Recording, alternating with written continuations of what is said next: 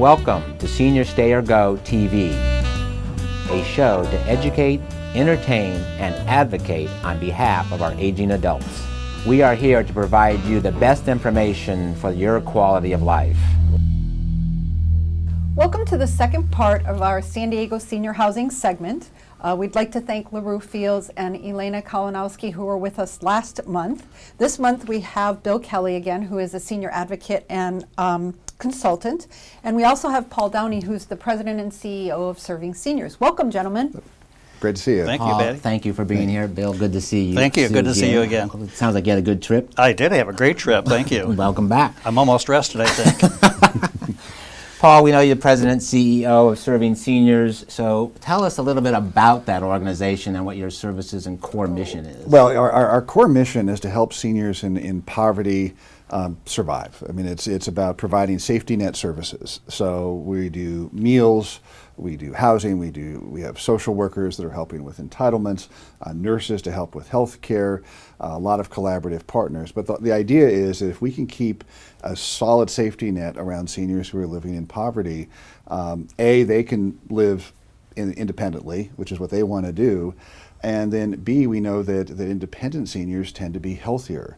And so by keeping them healthy and independent, they're happier and the community is happier because it saves money. People don't need to go to long-term care. And if we can keep people from needing the long-term care and be able to stay at home until they pass away, we've achieved our mission. And I think it's important that the audience know that you're not a rookie at this. You've been doing it, and I think that's important that you understand this every which way. Well, and I actually started as a volunteer with Serving Seniors 31 years ago, and I've been the president CEO for the last 22. So, wow. Been involved in this for a long time. Started young, and now I'm almost old enough to qualify for our services. Is there a qualifying age? It is. It's 60 and above. And there's a lot of different ages when you talk about what is a senior. I mean, if you talk to AARP, exactly. They're going to tell you at 50. We use 60 because the Older Americans Act, which provides funding for our nutrition program, uses 60. But you can be eligible for early Social Security at 62. Medicare is 65. Or depending on when you're born, it can be up to 67, and who knows, it may be even older. So it's kind of all over the place. And then if you ask the typical person who's 70 or 75, are you a senior? They'll say no. So. And so 22 years to Yes. see. What's the major impact that you've seen over the last 22 years, or where is this going? Well, I think the kind of the scary thing that we're seeing is it's the numbers. It's the combination of the numbers and the economic insecurity. So in this country, I mean, between today and 2030, we're going to almost double the number of people over the age of 60. And by 2030, about a quarter of the population is going to be over the age of 60. A quarter of the population will still be 18 and under. So when we talk about things like Social Security and Medicare, that's the problem, is you're going to have half the people roughly in the middle supporting half the people on either end, and the arithmetic doesn't work. Mm-hmm. Then when you add in economic insecurity, the Elder Index, which was put together by UCLA, tells us that almost 1 in 2 seniors in the state of California doesn't have enough money to meet their basic needs. And so we're talking about food, healthcare, transportation, and housing. So they are struggling to survive on a daily basis, and we're going to have more people.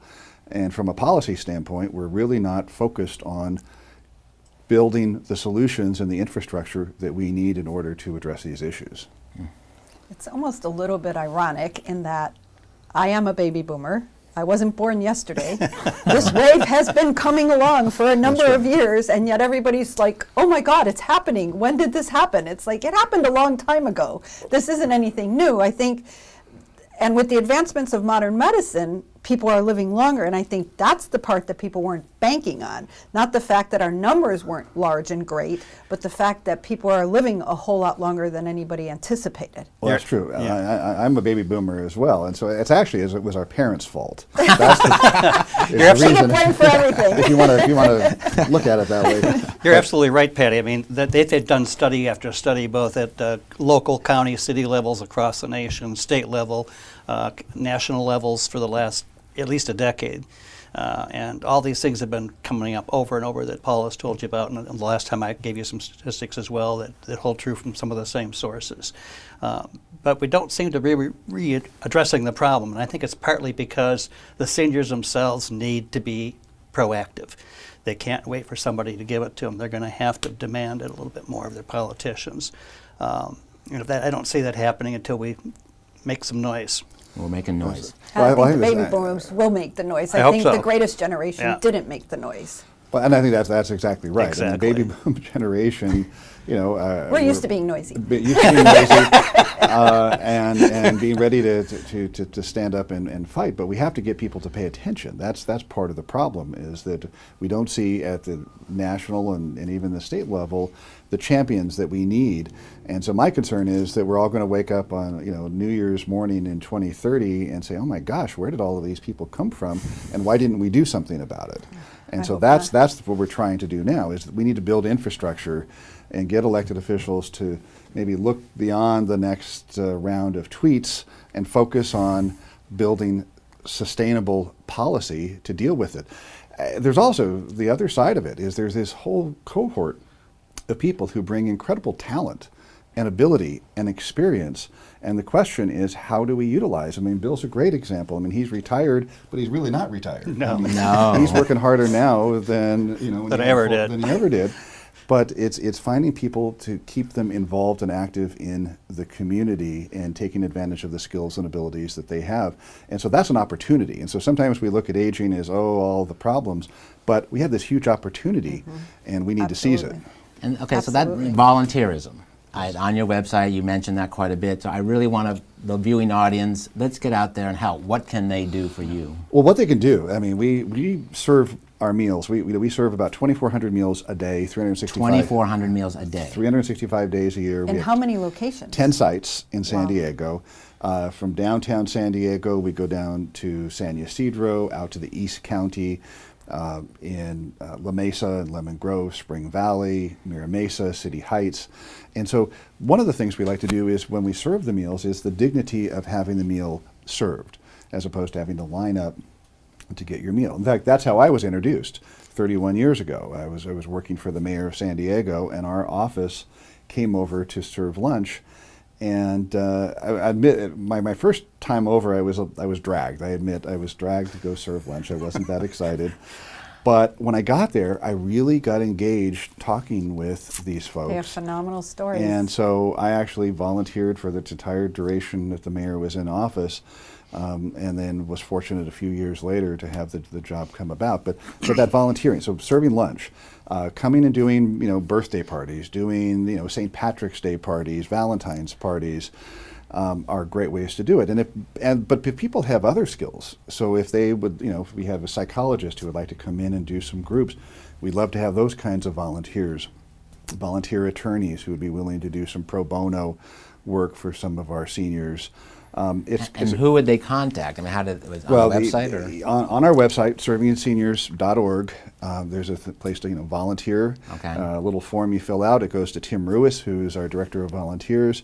He'll get back to you and get everything coordinated.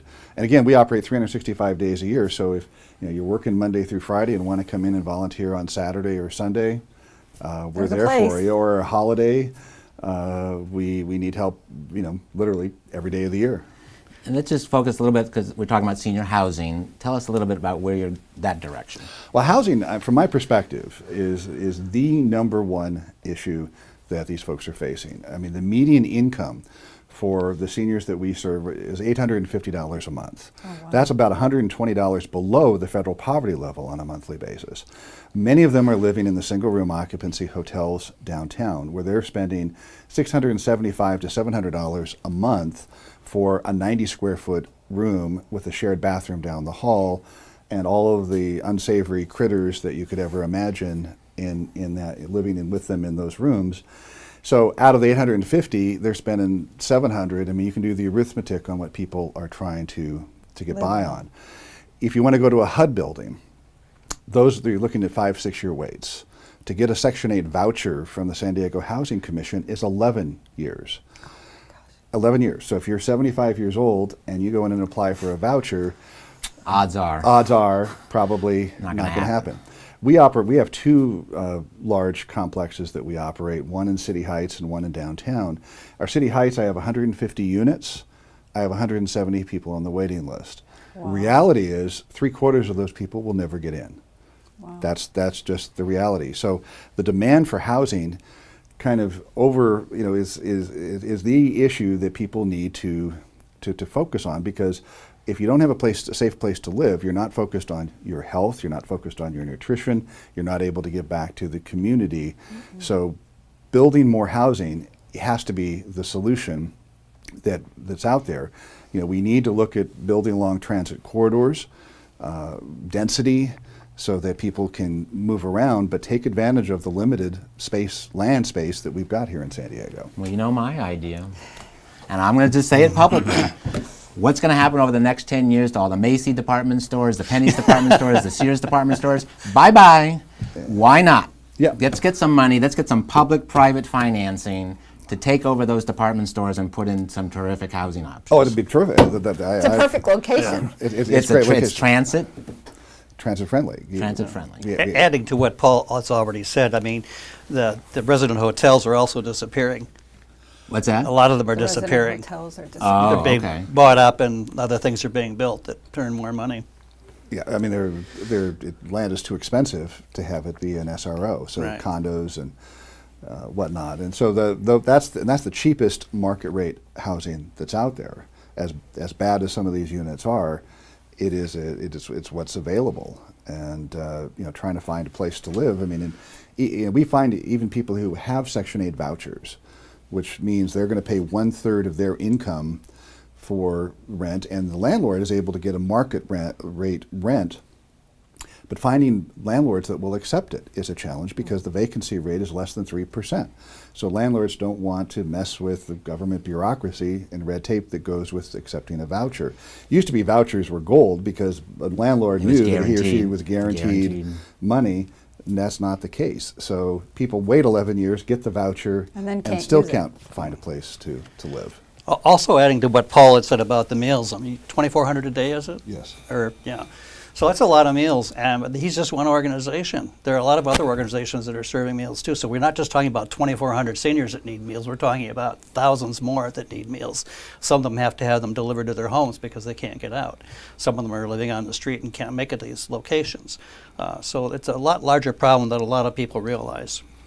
But do we have to convince everybody that the not in my backyard syndrome just can't apply anymore, and the density factor, the ability to put in a granny flat or whatever you want to call it in today's world, that's just the way it has to be? It has to be. I mean, and people need to get over that resistance, and particularly on the transit corridors, that's where we need to have the density. But looking at it, there's some legislation in Sacramento right now that would allow the sort of easier regulation as far as the granny flats to allow people to use that space. I mean, we need to do that sort of thing.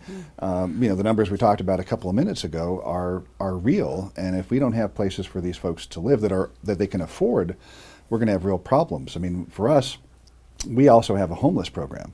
So we have 18 units of transitional housing for homeless seniors, and we've seen a 167% increase in the number of homeless seniors from between 2015 and 2016, and we're waiting for the new numbers here in 2017 of homeless seniors, and it's about 1,400 that they counted in the downtown area.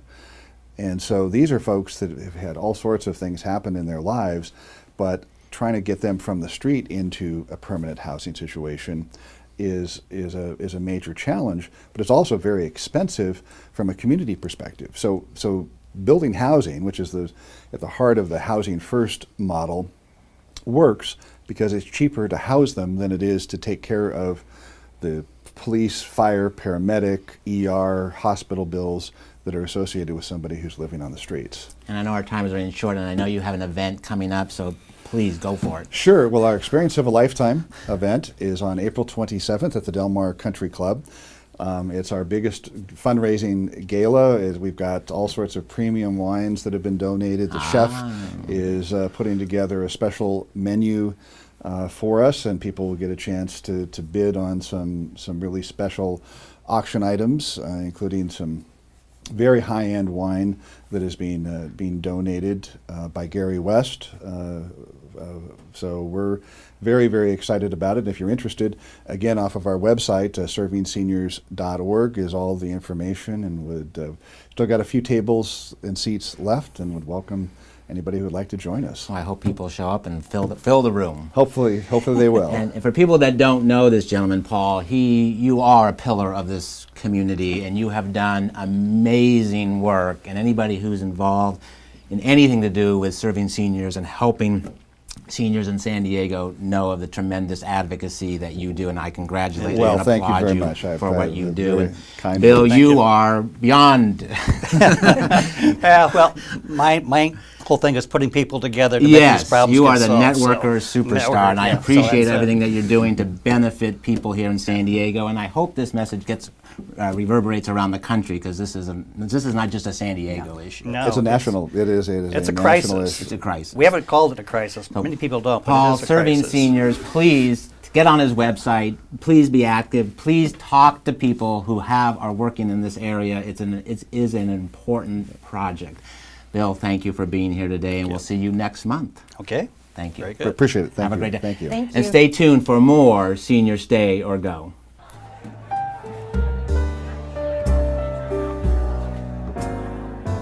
Welcome to Senior Stay or Go TV. Today our guest is Michelle Klock. She is the Communications Officer at the County of San Diego Office of Emergency Services. Thank you so much for being with us today. Thanks for having me on. Michelle, thank you for being here. So tell us, what are the top 3 things seniors should do to be prepared for an emergency? Yeah. So we know that first responders are going to be inundated with calls during emergencies, right? So anything that seniors can do to be self-sufficient, to be ready, because they may not be the first priority for a first responder. So the 3 basic things that we suggest at the Office of Emergency Services are, number 1, to make a plan. And so you want to, it sounds simple. I know. Sounds simple, but you want to think through things like, if you had to evacuate your home quickly, how would you get out? What are 2 ways out of each room, ideally? Where is a safe place where you could meet family members? What if phones were knocked out, right? Where would you meet, and pre-designate a place? So those are a few things to start thinking about. So make a plan. Number 2, build a kit. So you want to have some items ready in case you needed to take care of yourself for 72 hours. So, basics like food, water, medications, medical devices, your doctor's contact information. Those are just a few things. And then number 3, stay informed during an emergency. So one of the first things that we ask people to do is to register for Alert San Diego, which is our region's mass notification system. You might have heard of it. We already have a radio broadcast? Or so what it is we already have your landline phone number. So we want you to also register your cell phone and your email, so that if, let's say, we needed to evacuate your neighborhood, we could get a hold of you wherever you were. So you can do that on our website, readysandiego.org. Wow. I did. So that's just a little summary of, I'm food. Yeah. Okay. are you ready? I'm a senior and I need to register. Yeah. I mean, I live in Scripps Ranch, and we know what happened there a couple times over the last 10 to 15 years. Exactly. And the problem with Scripps Ranch is there's not a lot of ways out of Scripps Ranch, and it was a huge problem, as we all know. Yeah. So be prepared. So I'm a big planner, as Ron will attest to. Do you have tips on how seniors can begin to create their plan and actually be able to know that they can implement that plan? Right. Well, again, our website, readysandiego.org, has a lot of advice on how to start creating a plan. There's even a special pamphlet that is for people who need assistance and caregivers. So it's very thorough. It's 30 pages long. Wow. And so it really Is guides that a you. PDF that people can print out? or- You can also print it out, and it's a brochure. Okay. People can also call our office, by the way, if they're So not. if they don't have a computer. Yeah, if they're not, maybe they don't have a smartphone, 858-565-3490. But so you can, look up materials there. One of the key things is to have what we call a personal support network. So you want to have at least 3 people, friends, family members, a caregiver maybe, who you let know ahead of time that if they don't hear from you, please check on me during an emergency. And these are people who you trust, who know what your limitations are. If you need extra help walking, if you have medical equipment, they can help you. That's awesome. So that's a good place to start. So in terms of areas like Patty and I are very familiar with Seven Oaks and Oaks North and Rancho Bernardo, is there an effort to kind of really reach into those 55 plus communities and get the word out there, or is that something we can help you with? And Yeah. what can we do to be of help? Well, what can people in the community be of service to help you? Well, there are ways to volunteer, first of all, and also our office will send out speakers to groups, and specifically we can tailor our message to seniors.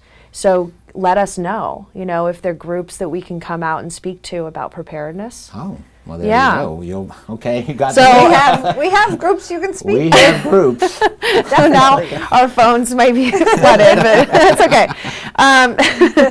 But so that's one way. And I mean, we try to reach everybody really, but we also, we have an app as well for people who are smartphone savvy. Oh. They can download SD Emergency, and that's available in Spanish and also American Sign Language.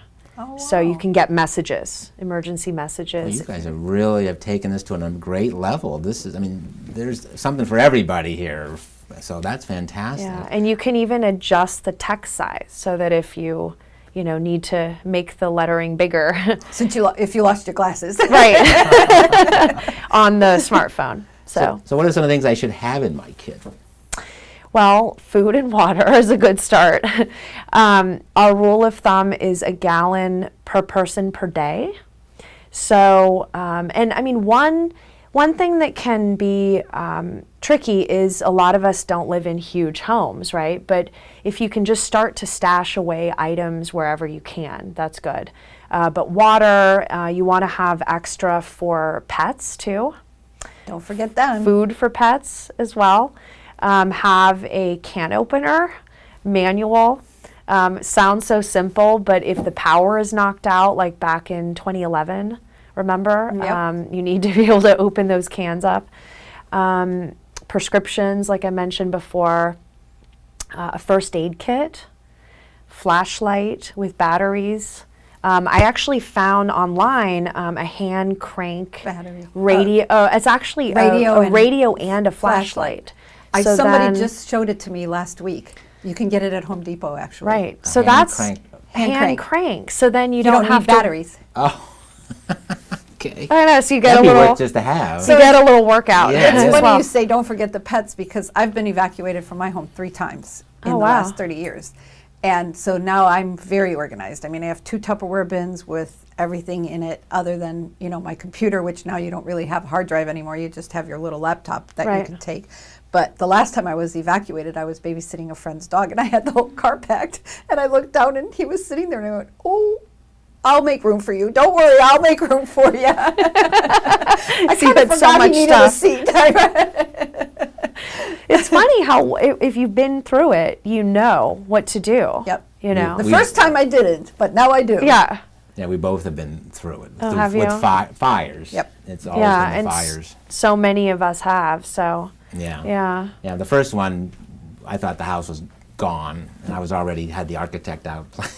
But they saved it. They saved Yeah. the house. So good for them. That was great. So those are just a few things, but of course you want to tailor a kit to your own needs.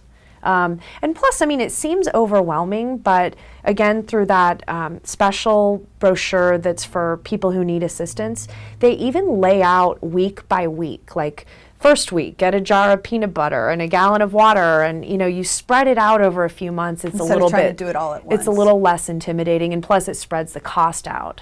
Is that something that Patty and I could place into senior communities and get like a? Yeah, definitely. Okay, so Yeah. we have to You could kind of put get copies in. copies of that, because again, it's like anything else. They think about it, and then everybody goes on to their busy schedule. You But if we forget can make it about it. more present in front of them and keep it something that it sounds like if it's 30 pages, it's something that they could put on the shelf, so to speak, and really Yeah. refer to it from time We to should time. be able to provide some copies of that, yeah. Okay, we'll work on that. Okay. Not that I want to print out Okay. the printing charges. No, or no. anything like Yeah. that. So, what can seniors do to stay informed during an emergency? Well, same ways. You want to register for Alert San Diego. You want to download the app. Also, 211 is a huge resource that hopefully you know about. They've been on the show. Oh, great. Okay, so 211 is a huge resource. We work very closely with them, actually, and they send a representative inside our emergency operations center during emergencies. So we really are in tight communication. Also, just stay tuned to the media, and radio. Radio is a key way. I know during the blackout, that's what I used was my radio. Kogo 600 is a good source. People still have to have a radio of I some know. sort, an old-fashioned radio Exactly. in their home. It's amazing how with all the technology, then that can be the Still most. go back to the old standard. Right. So you've mentioned that there's resources available through you, through 211, and the seniors can get assistance from your office. Yes. You mentioned going online to your website Yes. or phoning. Is there any other avenue that they should think about to be able to get to you or be able to get resources from you, or is pretty much website, phone? the main- Website, phone. Again, we can do presentations. Be careful what you ask for there. Patty and I, I know. we're on that one. I know. Don't make. We're not- gonna get not making- all not we're gonna making get her- all booked up now. Is it through you? Does that come through you? No, they can just call the main office, not me.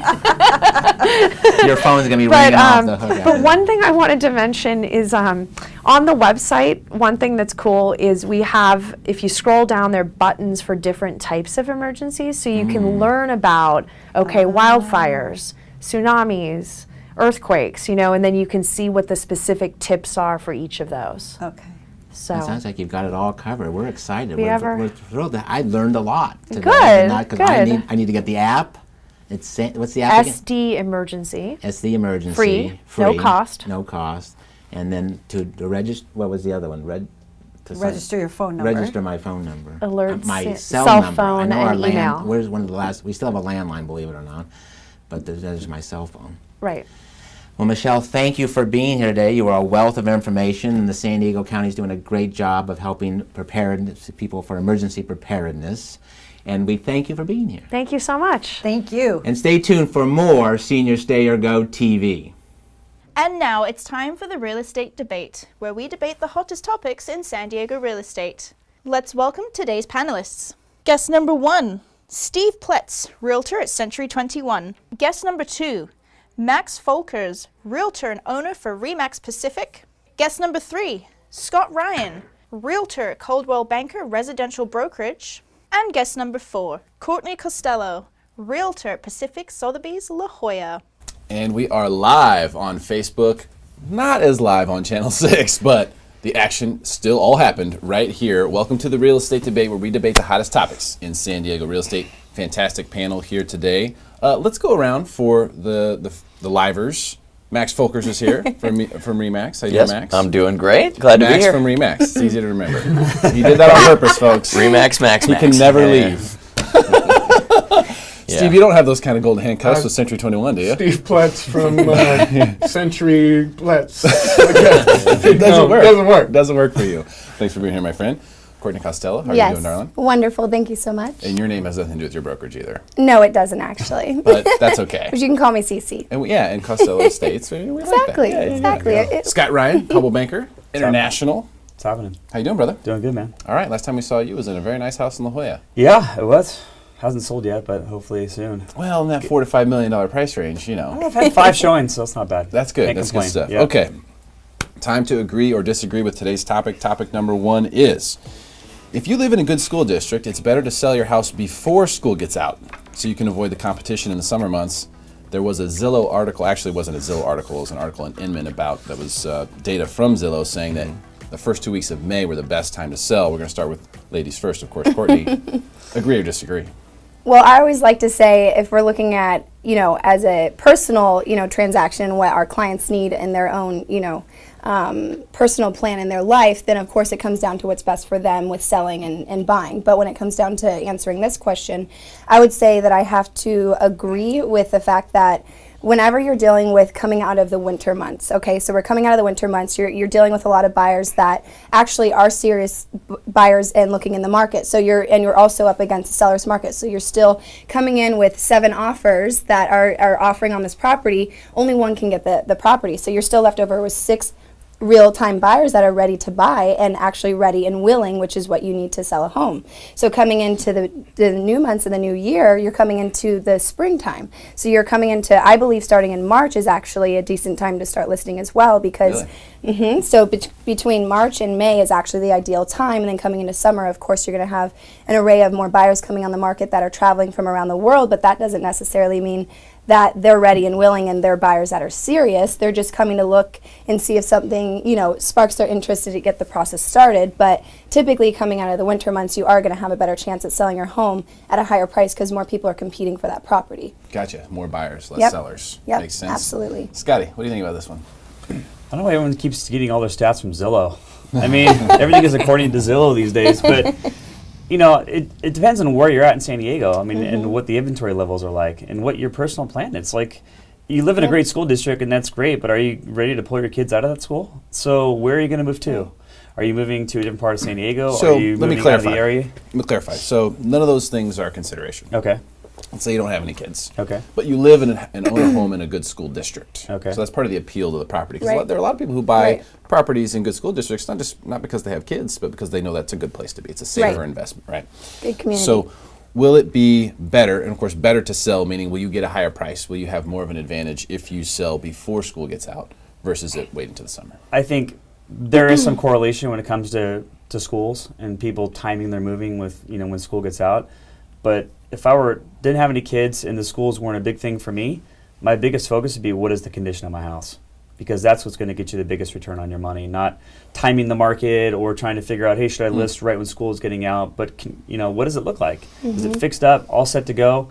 And typically, yes, there's a cyclical time of year where you're going to get more money for your home. And typically, like Courtney said, those months are in March and April. I think May is kind of too late, to be honest with you. I mean, March, April are like Last debate we ideal. did, we talked about Scripps Ranch, like the highest, numbers that people were getting were actually in the months of March and April, not in May or June. So I wouldn't necessarily time it with when school's getting out. Even if I lived in a great school district, I'd focus on, hey, what is the market like around me? What are my competitors, other sellers in the marketplace, and what is the condition of my home? Because right now in this market, if we're talking about right now, top condition homes are getting the most money, regardless of what school district you're in. Okay. True. So Scotty says it's about condition, Max. What do you think about that? Disagree with the statement. I agree with you guys. May's too late right now. In San Diego, and that was a national study, in California or other warm climes, those peak months start earlier. We're not in Chicago, we're not in Minnesota where everybody's huddled, staying warm in the snow until February, March, April, and finally May is when it comes out. And so I think that takes into account the bigger national housing picture. And you made a great point. All real estate's hyper-local. Sure. In San Diego, last 2 years, March and April have been the top performing months. I think May is too late. And then specifically as it applies to the school question, it was interesting. We were talking before this. I just had a call. Online lead was inquiring about an area in Bay Park, and they had just had a baby, and they were excited about schools. And I was just like, whoa, wait. You just had a baby, and you're already thinking about schools. I'm like, you got 6 years before your kid's even in school. So I think that schools are on consumers' radar really, really, really early on. It's not something where they're deciding in May, June, July, oh my gosh, we got to get into this school district. They're looking years in advance. And so I don't think that plays into effect. That's a really, really good point, actually, because you're 100% right in most cases, I think, unless it's a relocation. Or Yeah, something. no, A certainly. smaller percentage of the transactions. Mr. Ploetz. So the three of you, I just want to make sure I'm understanding. The three of you all think to list it sooner rather than later. Is that accurate? Is that fair? But it still comes down to what's best for the client at No, the end of of course. the day. Yeah, without a doubt. Obviously, it comes down to the client's situation. It comes down, but I just want to make sure that I'm understanding. Scott, you. Yeah. Sooner like I said, rather than later. I think it's more of a personal need and looking at the competition, what else is for sale. I mean, if you get towards the summer months, there's going to be probably more homes on the market than there are back in February, March, and April. So and I think the market's just as hot in those months as it is perhaps in May or June. Because I feel like we're being set up here. Definitely setting you up. Get this correct.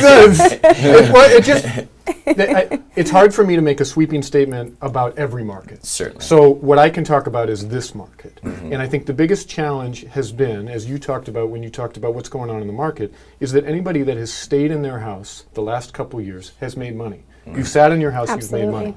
And the county of San Diego last year, countywide, it made appreciation like 5 or 6%.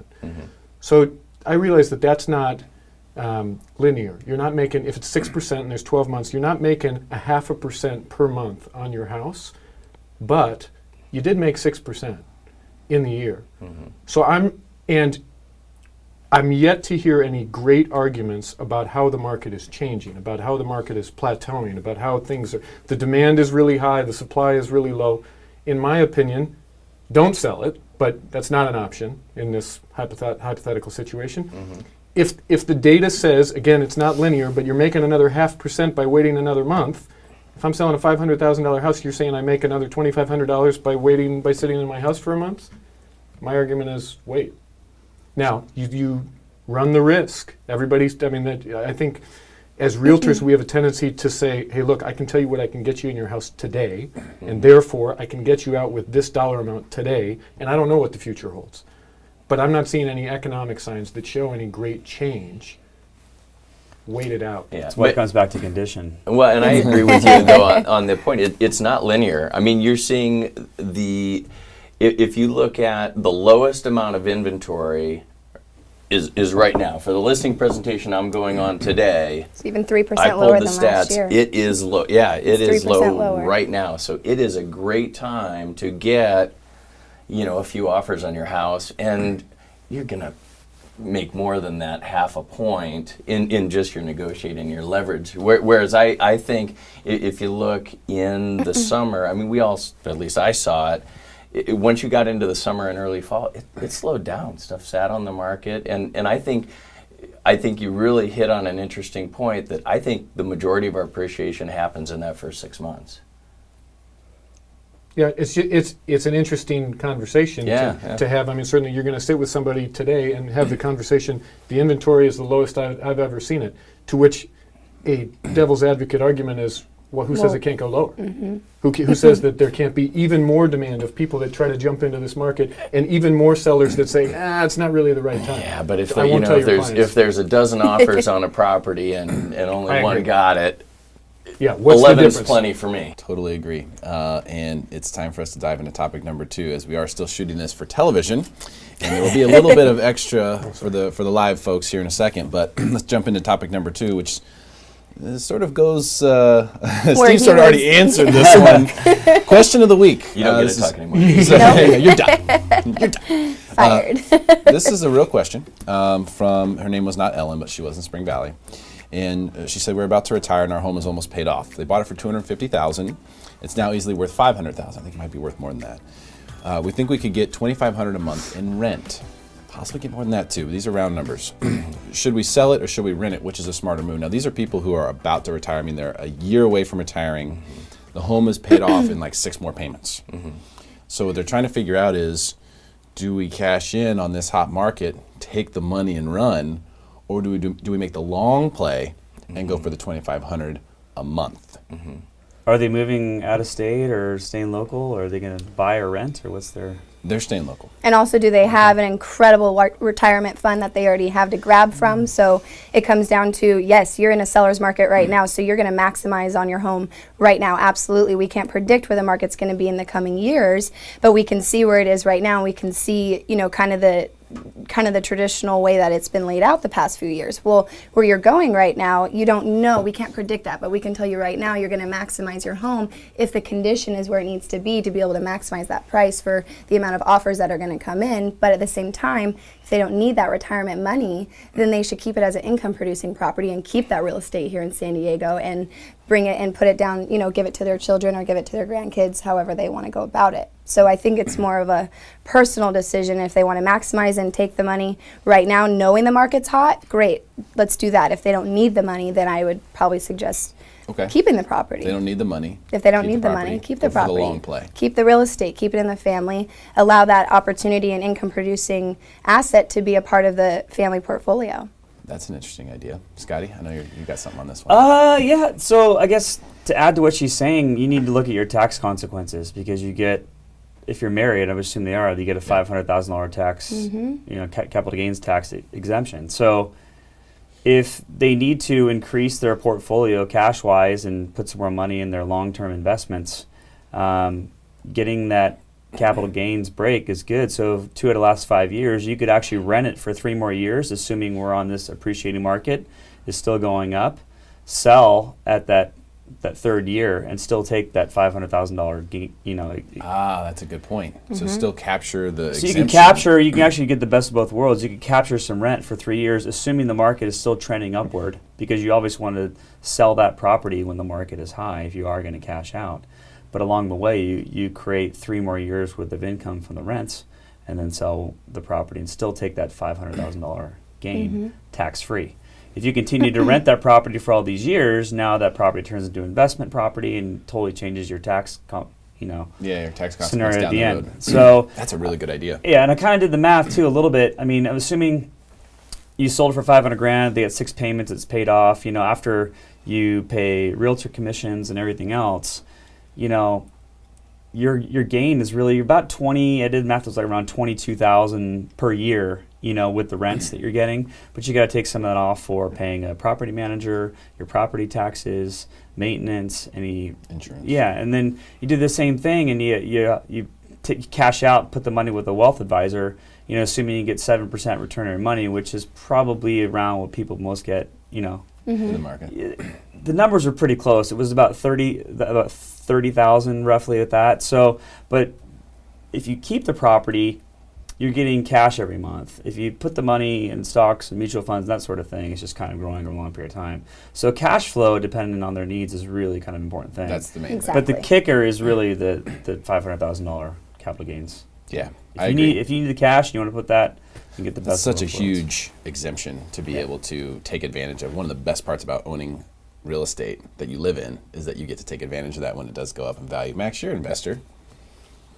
Certainly. I'm sure you come across this question for your own portfolio many times. I love this question. I mean, this is a fun question to answer, and I think where we all add some value as realtors, not just that we can necessarily answer all the question, but that we've got the resources, that we've got those tax planners, we've got those financial advisors who can look at that overall picture. I mean, gosh, I started thinking lots of different ways. Well, yeah, what if you sell? Because you're right, you want to take that tax-free dollars, those off the table, or you could at least. And what about if they needed some of the money, plop that into an investment? Exactly. Buy an investment property with a portion of it. That way you are still invested. You can leverage some of that money at, historically low rates still. A lot of that has to do with, okay, what's your family situation? Do you have somebody, are you doing estate planning? Are you looking at leaving something to your family that's going to appreciate? I mean, you may be able to sink money in to an investment property and actually get some cash flow where you've got sort of the combination of you're bringing in some money and you're getting that appreciation. So, you know, it's tough to come up with one solution. I think it really depends on, as we all know, you know, kind of sitting down with the clients and understanding what their overall picture is. Yeah, but there are a lot of options, a lot of good options. A lot of great options. One It's great to have solution. equity. One solution. One answer? One answer. You love always, you love never. I know that's what you love. Never sell California real estate if you can afford to do it. Now, it doesn't make sense to always do it. That's my opinion. And there's a variety of different opinions. If you need the money, still don't sell it. Because everybody needs the money. And everybody that is looking at retirement and thinking about, I'm 65, I've got my house almost paid off, I am getting out of the workforce, I don't know how I'm going to make ends meet. If you can keep the property, keep the property. And believe me, I understand it doesn't always make financial sense. You want to sell a small condo in order to leverage into a nice big primary residence. But we were talking in the dressing room about South Park. And I have so much admiration for Max, who is listing his mother-in-law's property. However, what we talked about, what we talked about is that talking South Park about how the numbers have changed and how we're talking about property that's built in 1920s, listed for $1 million, and it's 1,500 square feet. And there was a time when somebody said, "Hey, I can make $80,000 by selling this property right now." And had they not sold it, they'd be going today, "I could make $1 million right now." Steve wants people to jump off cliffs today. I'm just saying. There's thousands of people in San Diego who can tell that story. I meet them all the time, and they're all just like, Holy moly! I mean, think, like we talked about in the first question about people that have stayed in their house. If you've sat in your house the last few years, you've made money. And yes, it's cyclical, so it goes up and down. Of course. But I mean, we all know people that shouldn't have sold real estate and did, and should have held on to it, and it would have been hard, and they don't know how they would have done it. And what they say today is, had I kept that property, I'd be retired today. it's true. It's So- true. All right. I just don't know if that's going to happen in Spring Valley. But See, that's the thing. So let's buy real estate. I think, yeah. I mean, what you're saying makes Camino sense. La Costa in La Jolla, maybe. I don't know that many Actually, people. I'm I marketing. mean, I'm one of the few people who sold a house, and I'm glad I did. So I sold in 2006.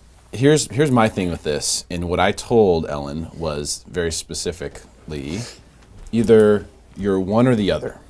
Don't be a landlord by circumstance. Don't have one rental property. Either you are a real estate investor or you are not.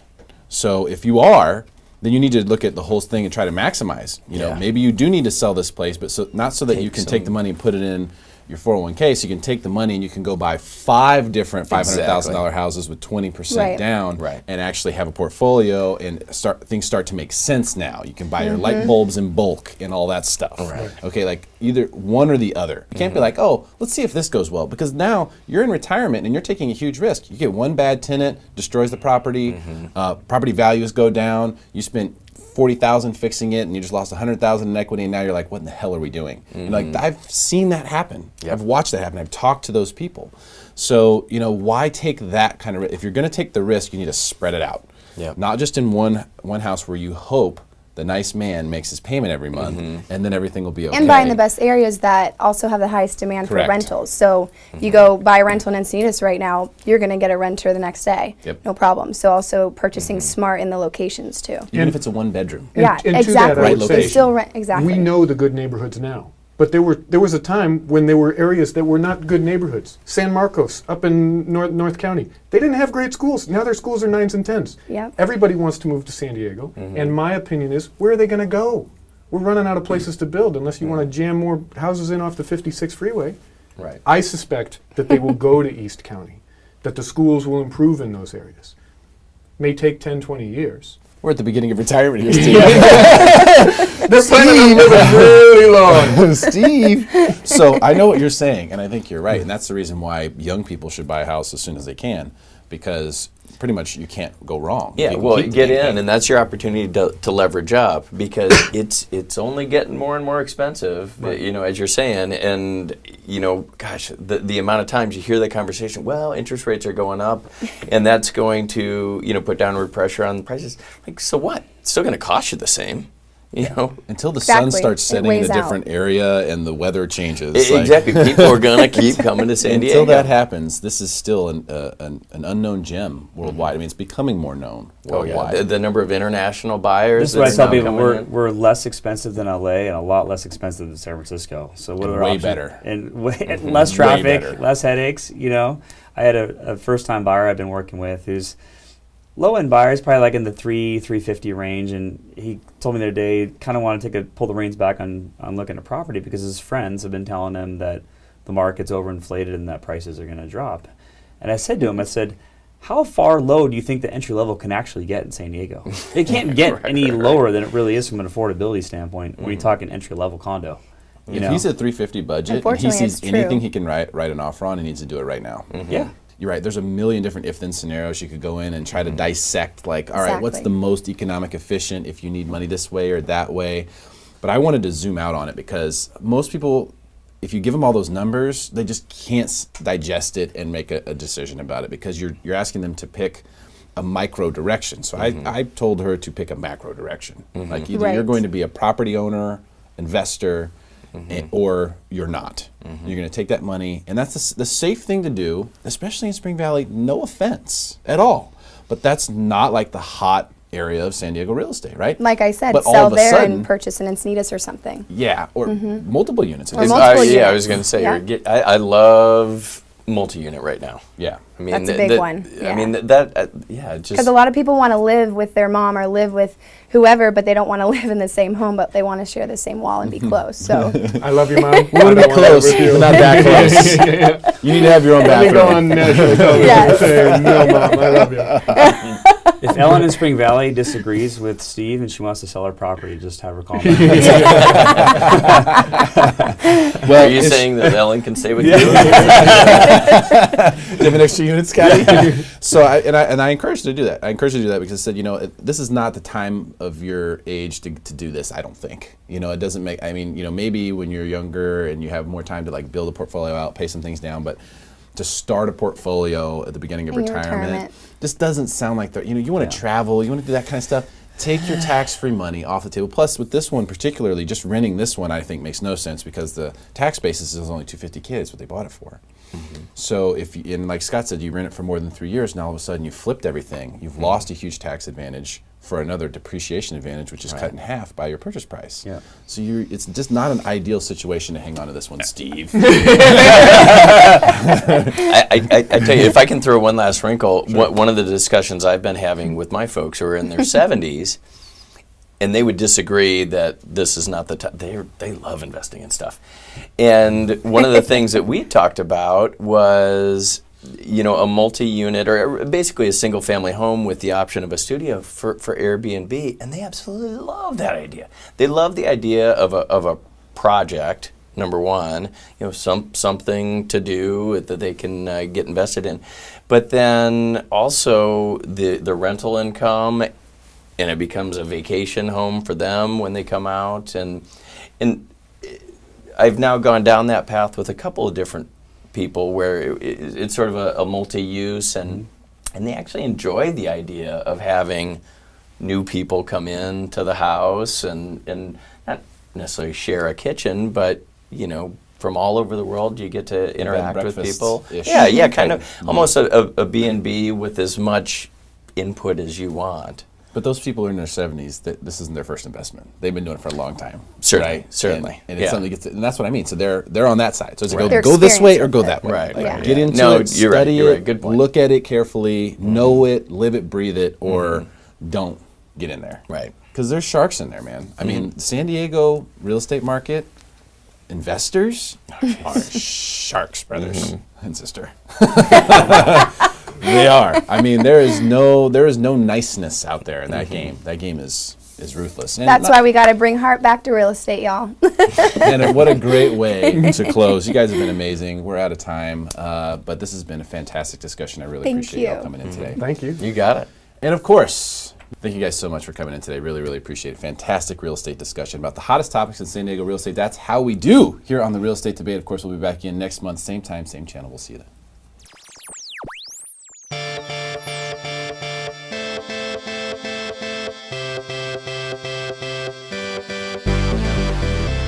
All right, beautiful people. This is Joe Corbisiero, your friend and realtor here. Today we have a really cool episode, a little different. I like to do things differently, as you know, than anyone else. So the goal of Little Slice of Italy is really interview business owners and really understand what's behind the scenes and why I chose to work with them and use them, because I like food. We all eat food. So today we are Fresh and Fit. This is a little different. We're not looking at Little Italy, but this gentleman has got, billboards all over the places, including Little Italy. I'm one of our clients. This is Fresh and Fit. Joey, what's up, man? What's going on, Cugino? Good to see you. Good to see you. So tell us a little bit about your business. When did you start? How did you come up with this idea, man? Back in 2011, I got involved with a workout program.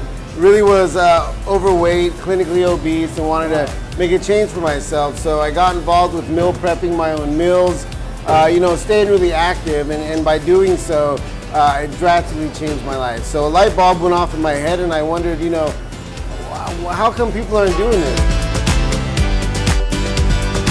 What we want to do is simplify your life. So the number one commodity that is the most valuable and that you cannot get back is your time. Right. Your that's time. Right. So by eliminating the thought process of how am I going to eat healthy, how am I going to get in the swing of things, having to shop, having to cook, having to prep, Right. overcooking, wasting, on and on and on and on and on.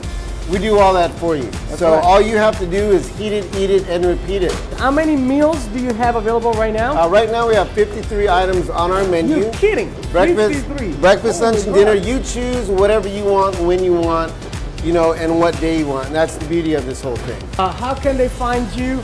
How much does it cost to get the full delivery? Where do you deliver? Wow. So a little bit. Okay. All right. So we deliver all over San Diego, from Oceanside down to the border. We just launched our North LA delivery service. So you're looking at between Pasadena to Venice Beach. Wow. So we're up in LA. Deliveries are always free, home or office. Los Angeles deliveries are only offered on Sundays right now. But San Diego is Sunday or Monday, you choose. And they, we can show them the bags. They come in a nice cooler, zip top insulated bag, which you get to keep, or you leave it on your doorstep and we'll recycle them for you. The beauty of our service is that everyone's eating the same thing. There's no gimmicks, there's no potions, no pills, no powders, no fad diets. You're just eating healthy, clean ingredients delivered fresh to your door.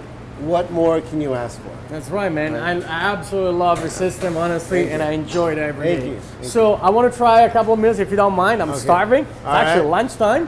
Let's rock and roll.